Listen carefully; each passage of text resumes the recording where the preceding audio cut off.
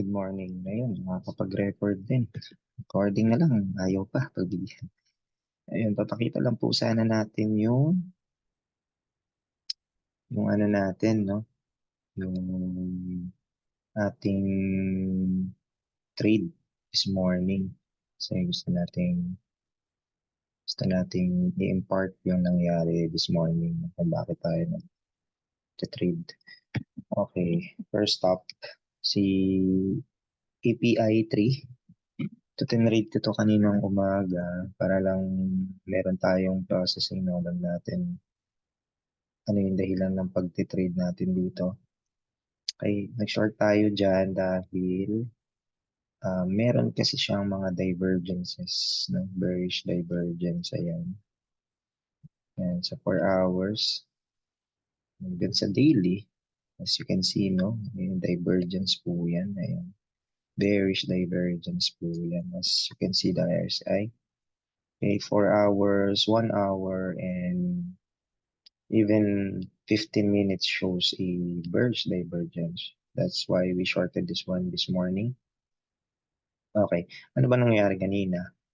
Saan tayo nag-short? Eto, dito sa candle na yan. Actually, around this candle. Na nagpakita yan, eto, nag-entry na tayo. Okay. Nilagay natin natin dito, stop loss natin dito. Bakit yan? Kasi just above the, um, percent actually, no? Just above the, opening of the candle of 8 o'clock, okay, Philippine time. Bakit yan? Ito, syempre, pag umangat kasi uli yan, bumalik yan sa opening area niya, sa where the daily candle opened, malaki ang chance po na magko-continue pa yan on the bullish side, on the bullish side.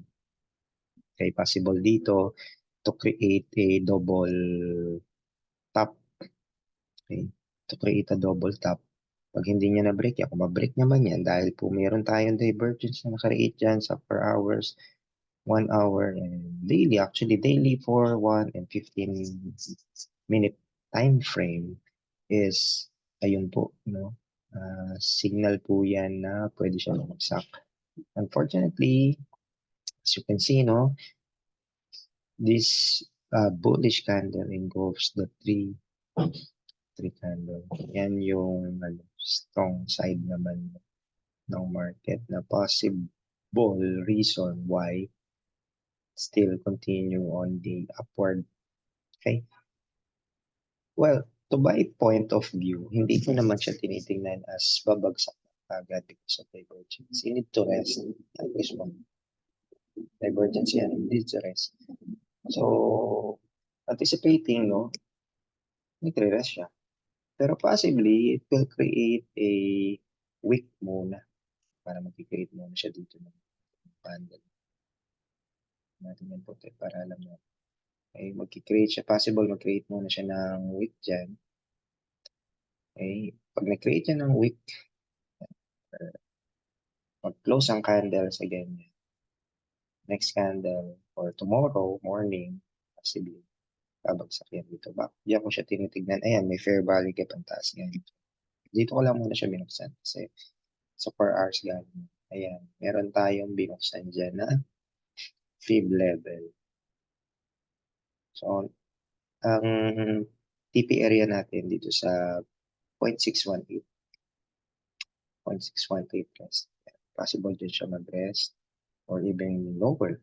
Okay, mag-create ng dahil nga sa divergence na yun. If not, ito kaya double top area ko yan. Okay, kaya double top area ko yan. Kasi, yan yung tinitingnan kung pwede niyang banggaan bago bumagsak. Okay, dyan muna siya babangga bago bumagsak. Hindi naman siya babagsak totally. Rest lang yan, parang normal na pahinga. Normal pullback, kumbaga. Okay, normal pullback lang. Excuse me. Okay. Ay, normal pullback lang yan. Yun, naubo na nga. Kaya ang gagawin ko, hintayin muna ako. Kasi na-CL na tayo. Makatapos tayo, na-stop out tayo dyan.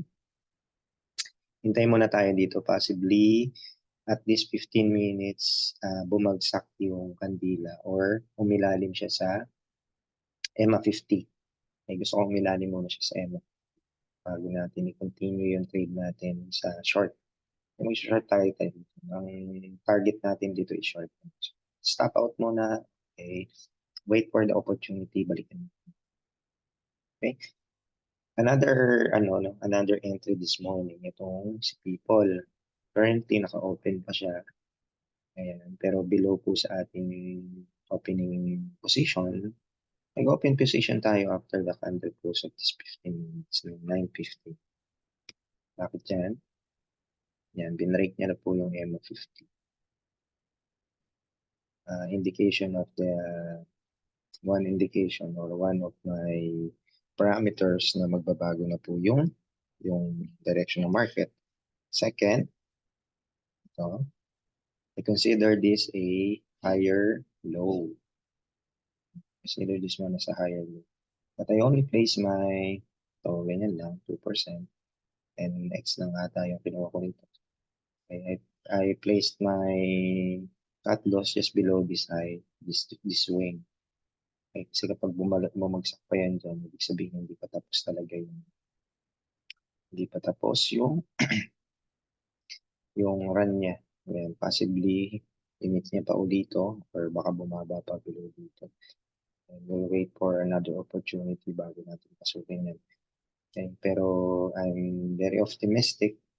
Optimistic tayo dito na mangyari yan because ilang beses na po siyang tumamak sa area na po. Okay. Ito po, nilagay natin yan as dyan siya pwedeng maglaro before mag-pump. 5 minutes free trial lang. Wala pang pambayad. Okay. Yan natin tinitingnan siya maglalaro. Okay. Ayun. So, safe talaga na mag-entry ka this 15 minutes, especially 1 hour. Yung EMA is i-cross up muna o cross down ng price or maupo din ng price. Safe entry. So, kasi papasok na tayo sa trabaho ngayong araw. Bago tayo pumasok sa trabaho, i-execute natin to. So, bumababa pa naman siya. Ngayon, kung bababa pa yan dito, we'll look for another opportunity. Kasi yan, nakikita nyo to. And they change niya dyan yung opening ng candle of one out daily. Kaya dyan natin siya tinitingnan. Kasi possibly, pag nag-cross down pa yan, talagang weak pa yung market. Hindi niya pa kayang i-push.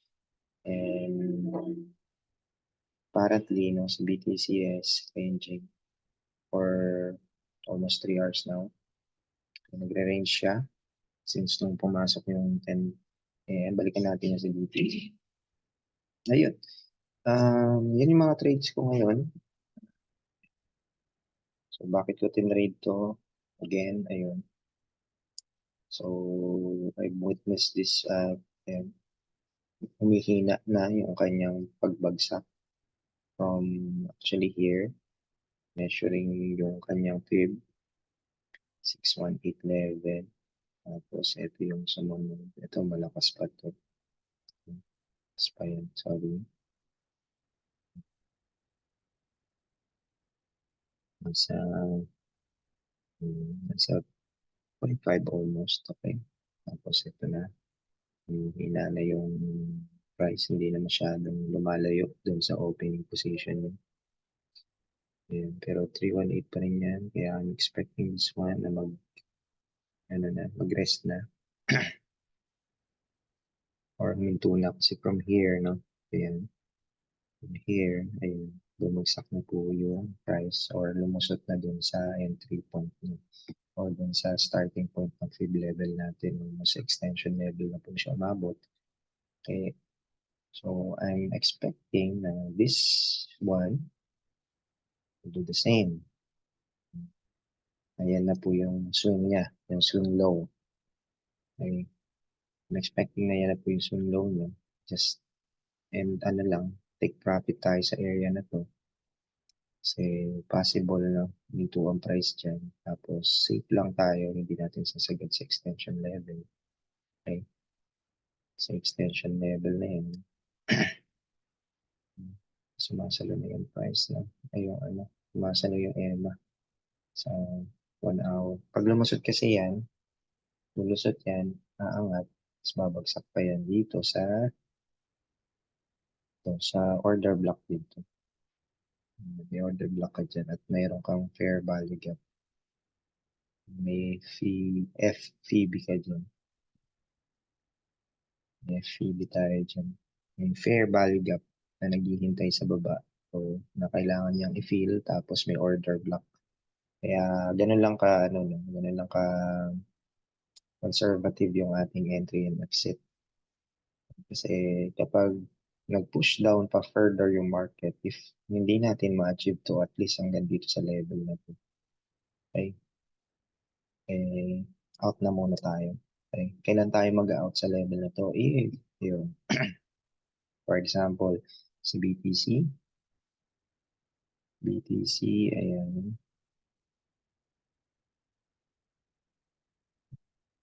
to consolidate siya rito but forming a swing high.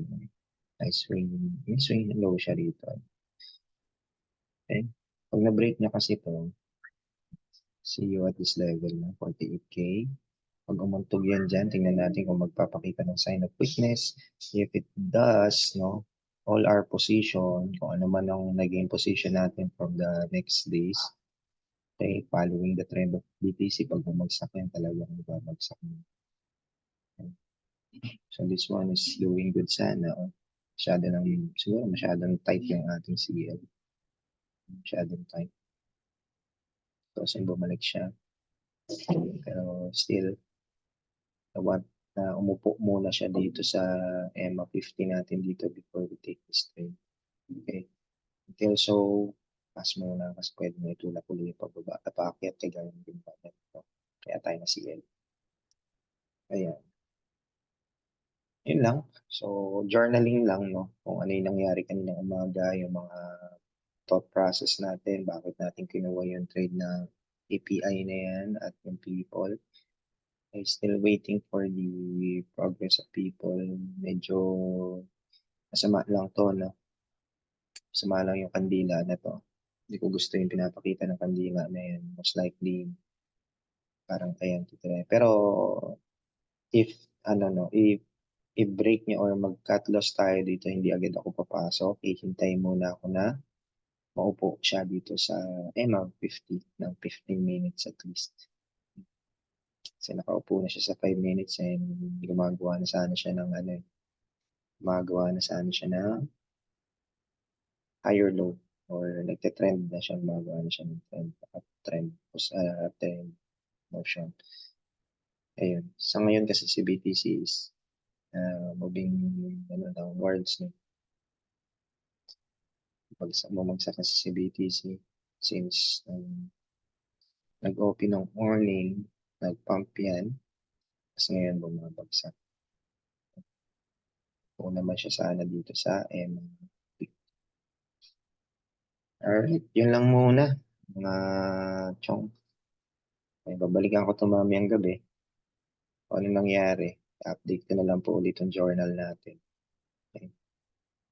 May makakapanood nito, comment lang kayo kung ano yung maling ginawa ko. May tama ba sa mga sinabi ko. Mali, feel free to tell me. I'm open to feedback, suggestions. I won't be bothered ng mga negative feedback. Kasi that's a gift, no? It will help grow to my trading career. Kaya ito lang muna. Ciao!